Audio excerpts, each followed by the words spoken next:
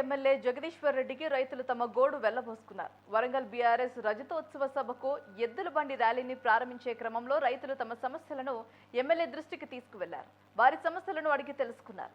ధాన్యం కొనుగోలు చేయాలంటూ రైతులు డిమాండ్ చేశారు. రైతుల ధర్నా కారణంగా సుమారు 3 కిలోమీటర్ల మేర ట్రాఫిక్ నిలిచిపోయింది.